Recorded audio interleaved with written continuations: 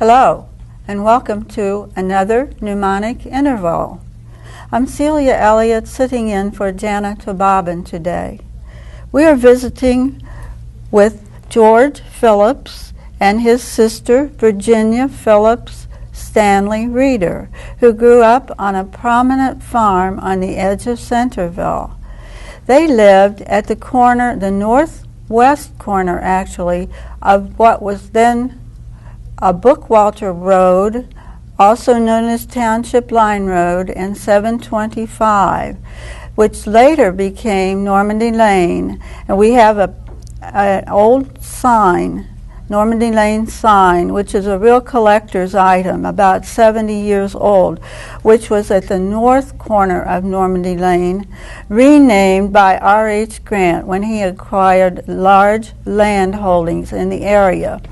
Apparently, he put this sign up and renamed the road, which had formerly been just a cow path, when he came into the area and built a recreational cabin back in the woods. And evidently, he wanted his friends to know how to find this obscure road. Hence, this sign was erected. Now, George, did you both grow up on this farm there? Well, she's 3 years older than I am, and we both were born on Normandy Lane. I see. Which was the Bookwalter Road. At that time. At that time. Now, I believe we have a picture also of you and your brother in Virginia when you were young children growing up there. Your brother is now deceased. His name was Edward. Mm-hmm. That's a nice farm picture. It looked as though you were very healthy and happy children. Oh, I might remind you, too, that those were button shoes that Button us shoes. kids were wearing. Oh, you were dressed up for the picture, I think. Well, tell us about some of the crops you might have been raising in the livestock as you farmed there. Well, do you want to be the speaker? Well, you're the farmer. I helped to milk cows. And you did the other part. We had 185 acres there, and we were just general farm people. We raised, approximately 25 brood sows every year we bred, and that would throw us maybe 120 pigs or 30. And we milked around 15 head of cows, and they were all Jersey cows, and one was a what was she? Wasn't a Jersey. To give us more milk. I see. Holstein. Holstein, yeah, they were good milk producers. Holstein cattle, when the milk was tested, was lucky if they got 3.2 out of it. But Jersey cattle, you'd run up as high as 5 points. And so that's the reason why we had the Holstein cattle. That's what Normandy had. And that's where we got the Normandy farms. They had all Jersey cattle. That's right. And they were all registered, too. Yes. Which you recall. Thoroughbred. Reynolds started the first one. Well, yeah, he started. And you first. also worked at Normandy Farms, didn't you? Yeah, I worked for a year down there. I worked for a fellow by the name of Russell Elliott, who is her father's... Her husband, father. My husband's father. Late father. Right. Late father. And you milked cows down there, too, Oh, we milked cows, and we bred all horses. by hand? All by hand. No electric milkers at that point. But we had to weigh every ounce of milk that we milked from a cow. Oh, really? And kept a chart up. I was going to ask you, too, about where you went to school. Could you tell us a little bit about your grade school? Well, not my grade, but the grade school. I mean, oh, okay. We won't talk about that. Just the building. All right, and this was what? That's on the corner of McEwen Road and 725, back in, what's the date of it? I forget. I'm not sure. It's on there. 1922 or 23, no, 23 or 24. I had went there, too, as a young girl, but then when we got into the 7th and 8th grade, we went up to what they called the Centerville junior high, it would be called today, in high school. And by the time this picture was taken, I was already in Centerville at the old high school building. You said that... and that was in 23.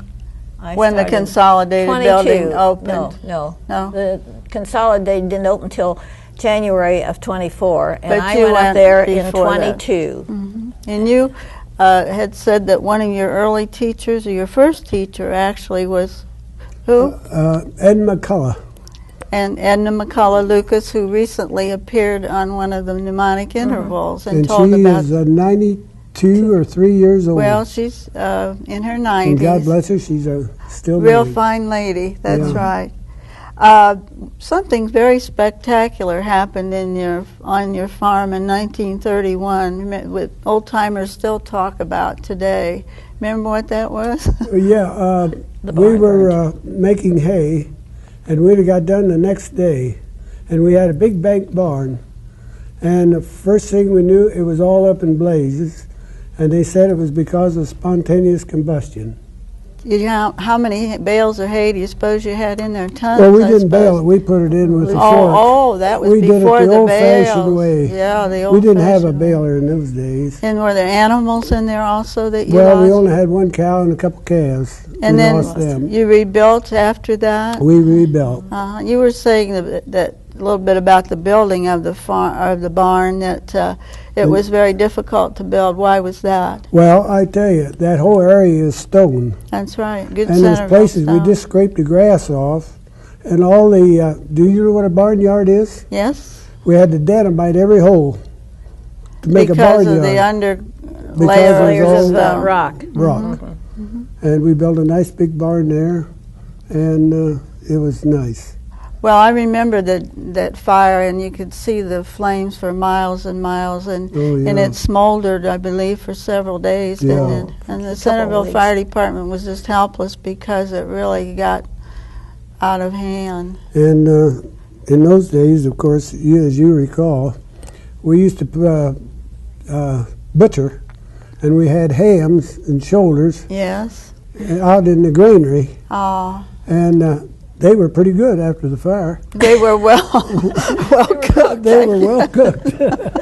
And you were mentioning some of your chores, and also you belonged to an organization through the school. And what was that? 4-H club. I see. At that time, and they had sewing, and they had gardening, and they had we raised chickens, and some of the boys would have a pig or a calf or sheep, any farm animal, and I was in the sewing club first, and Clara Montgomery was our leader, and then we had to make first we hemmed. It was all done by hand. We hemmed a dish towel was our first project, and the second one was a pot holder, and the third one was an apron. That's what we had to make. So you learned the basics. Basics. And then those were shown at the Montgomery County Fair under the 4-H. Did you take any animals to the fair? I had chickens one year. You win a prize? with No, them? I didn't win a prize. I won prizes on my sewing, but I Well, didn't win that's anything good. on chickens. And I had, you had to show 3 chickens, 2 pullets, and a young rooster, and they had to be about 3 to 4 months old before you could show them. And I had Plymouth Rocks because my mother raised Leghorns, and they decided I would have to have a different breed of chicken. Oh, I see. So then what did you do with them when you brought them back? Well, just took them home and kept them with the rest of the chickens. Rest of the chickens. Chopped their heads off and ate them. Probably did before it was over with. George, you were like many of the farm boys who found work in industry and at NCR and General Motors and never returned to the farm. Were you one of those? I was one. You were one of those. I never worked at NCR. I went with General Motors. That's right. Frigidaire was called in those days. And you went there, then after you worked on the farm at Normandy, you got a job during the Depression. Yeah. You graduated in what? 31. This was your class in the foreground here. And it was during the Depression, so jobs were probably pretty hard to come by. I started in a Frigidaire at $15.80 straight salary. Oh, my. What were you doing? I was a billing clerk. I see. And then you stayed a while, didn't you? 38 years. Oh, and then you obviously you made a little more money as you went along. Oh, yeah. But nothing like they make today. No, but you didn't get any overtime in those days? No, not when you was on salary. And you worked Saturday and Sunday sometimes. Oh, didn't yeah, you? and they call you in anytime. I see. But anyway, we enjoyed it because you couldn't buy a job. That's right. You felt very fortunate to have a job in those days. Yeah. And Virginia, you graduated in 1928 in that famous class that we all have heard baseball about. team. And that year, the school won the state championship. That was their first state champion in anything in our league. And we've heard from Glenwood Weidel and others about the boys' reaction of that big day. Now you could tell us a little bit about your reaction. At that time, we didn't wear robes for graduation. The girls wore white dresses and the boys wore dark suits, and their ties all matched. And the baseball team didn't get home, so we had to wait for about a half an hour before we could start our graduation services. And one or two of the boys got back in time to change their clothes, but the rest of the boys graduated in their baseball suits. I remember Glenwood talking about that. Yes, and I think, and of course the girls were all dressed, and our class color was a red rose, and the boys were all supposed to have a boutonniere of the red rose, and the girls had the bouquets, and but some of the boys, I think, put them on their uniforms because there was no place else to put them, so they got to wear the red roses. But the roses didn't wilt while you were waiting, I guess. Well, and you went on with the graduation. That was a very special day in the first Centerville and Washington Township. First honor they had ever had, and it was quite known, too, and we're still very proud of it. Oh, I'm sure. And 2 weeks ago, we had our 65th anniversary from graduating from high school. And there was 12 of us. 12? Living out of 22. And they came to the graduation. That's wonderful. One girl in a walker and two in wheelchairs. And we got How many were in your class? There was 22 at that time. That was the largest still class. Surviving nearly half of the men. And our class was the largest one at that time that had ever graduated from Centerville High School. We have a picture here of you in... and we were the first girls' basketball team. We started that in the fall of 1924. I was in high school, and because we never had a gym any other school, and we moved into the centralized school, they called it at that time, and they're on West Franklin Street. Which is now the Magsig School. And there was less than 300 children in all 12 grades there. And you wore the bloomers? We wore gym bloomers and midi blouses at first, but when this picture was taken, they had finally got us little jersey tops. They were wool, and they were our school colors, orange and black. All right. And we still wore the satin gym pants. Then we have another. There were six on the first team. You played. You had two forwards and two centers, one center and one running center, and then the others were guards, two in each. But you couldn't get out of your own line, or you were zoned. You were zoned. They didn't cover the floor the way they do nowadays. No. Also, we have here another interesting picture of a chorus.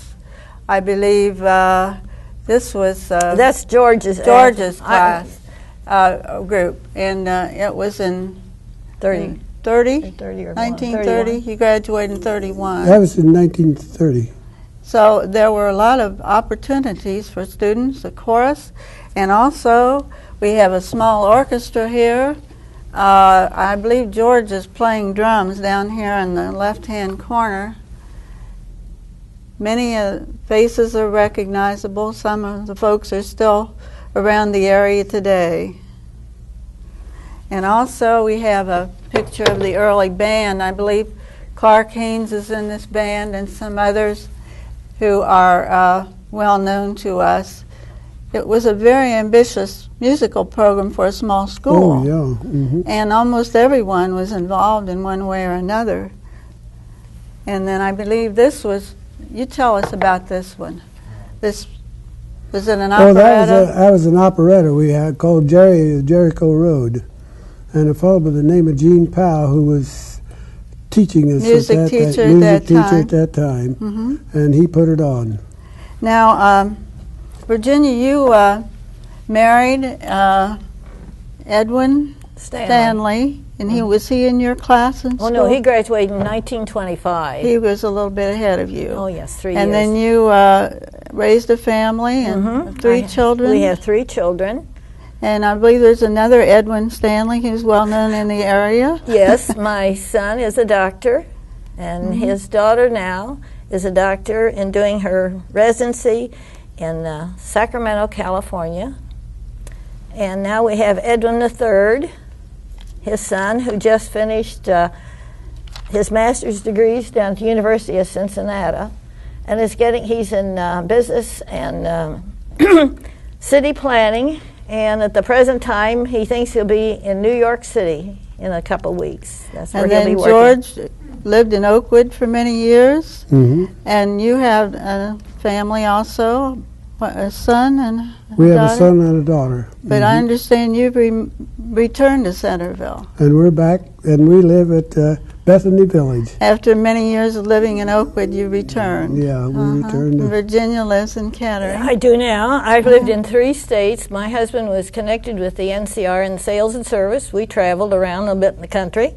We lived in Elmira, New York, and we lived in Pittsburgh, Pennsylvania 13 years, and then we came back to Ohio. And my husband had graduated from Centerville. I had graduated from Centerville, and we have our 3 children that graduated from Centerville. So you have long Centerville connections. And my daughters have both been nurses and are still nursing. They're still working, and their children are all graduates from college except one now. We have one that has 8 grandchildren that haven't graduated from college yet. The rest of all have you different have fields. a long line of medical people in your family. Do you want to tell us, George, about your mother? You said that she had Well, my mother gotten started graduated from German Deaconess Hospital in Cincinnati, and she got her pin in 1897.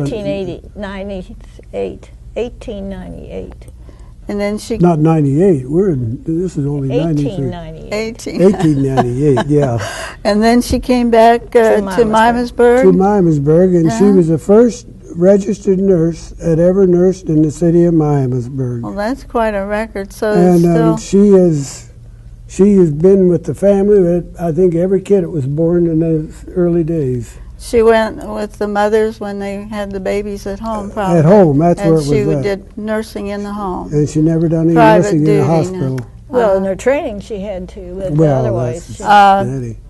You also moved away from Centerville and then came back, and you say you're now living in Kettering. I'm living in Kettering You lived in now. Waynesville near there I lived for a while. down on Sheehan Road for a while, and then my first Red died, and then I moved to Centerville, and then I stayed there, and then I remarried and to Ralph Reeder, who had never lived only in Montgomery County and Washington Township his was whole a life. Farmer also. He wasn't was a farmer, and that was it. When we moved to Waynesville, it was between Waynesville and Lytle on a farm, and that was his first time of ever living out of Montgomery County. But you did very well down there on a beautiful farm. Yeah, what do you remember? And now I live in Kettering. Now, what do you remember most about school that you enjoyed? Recess. Well, I'm sure a lot of people would agree with you on that.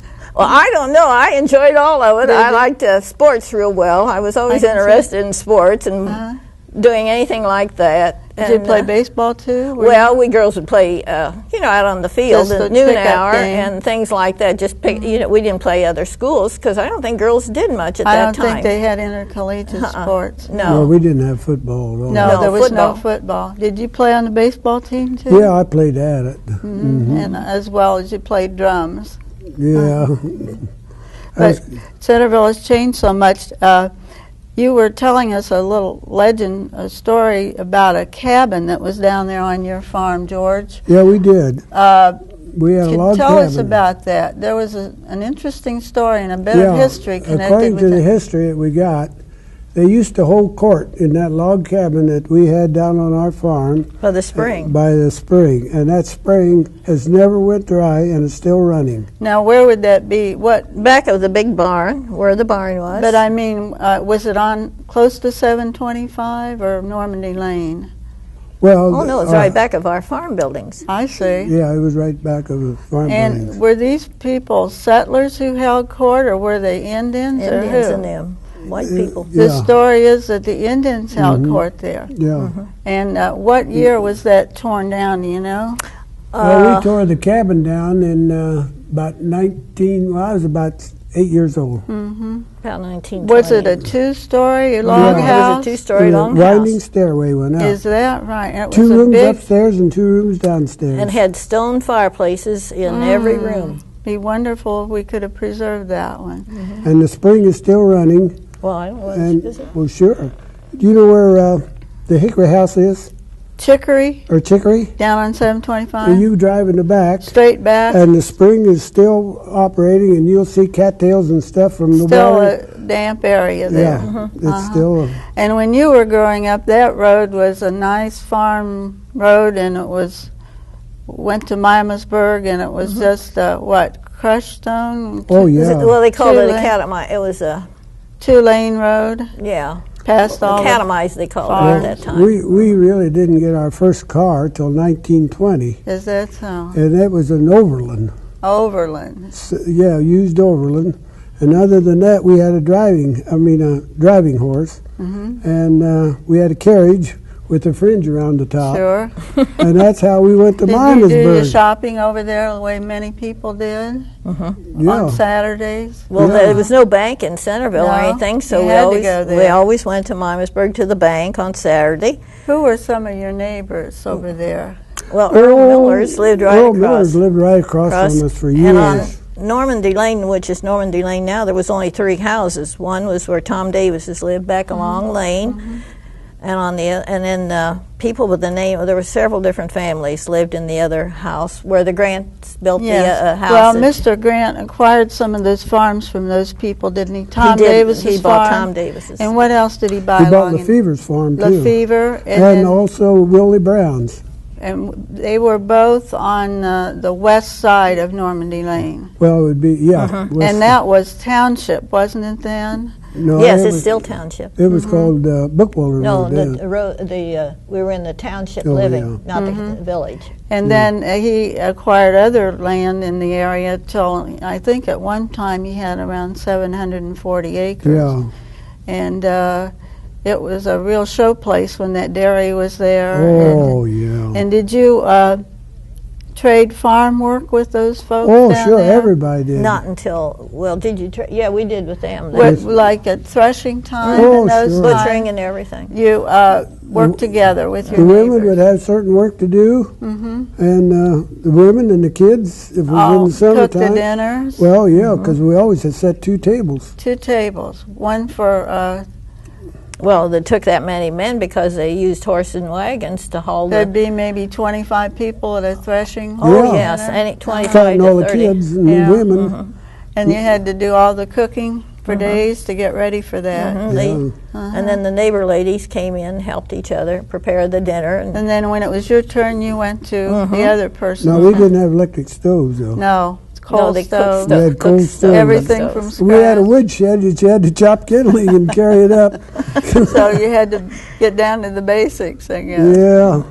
And And we the, had outside privies. Yes. Now the neighbors on the west down the road were the McEwens. They had quite a large holding of land, didn't they? Oh, That they- one that went time way they did. back to Oh, the yeah. early days. way back. And there was a little house down there on 725 that was part of the McEwen property at one time. Yeah, Could you tell us a little bit about that? That wasn't there a toll house down there? That's the where one that belonged was to on our. our place. That was on your farm. That was on our farm, and that was a toll house on that road at that time. Where you paid toll. to come go into to Centerville. Miamisburg. Go to Miamisburg.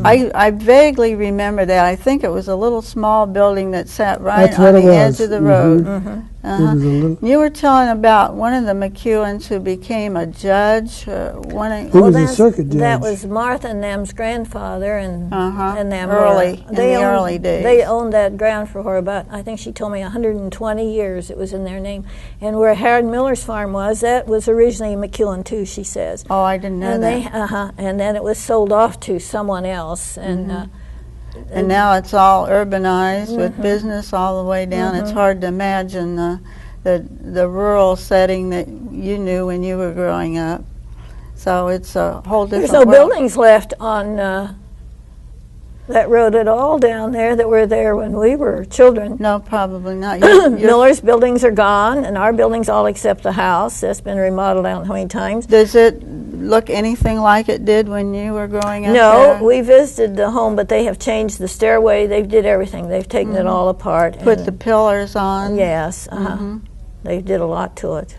Well, what do you think is the biggest change you've seen? Just the building and the increase in people? Well, the number of people and how they built these farms up that were all pasture ground. And see, there was no houses on the other side of which was in the village at that time, or corporation. Yes. And there was no buildings there. That was all farm ground. That's right. And the first building was on that side was the schoolhouse going into Centerville, That's the old right. high school, and that all belonged to Sid Davis and them. And then they crossed on the other side, on the south side of, well, they called it Miamisburg and Centerville Pike at that time.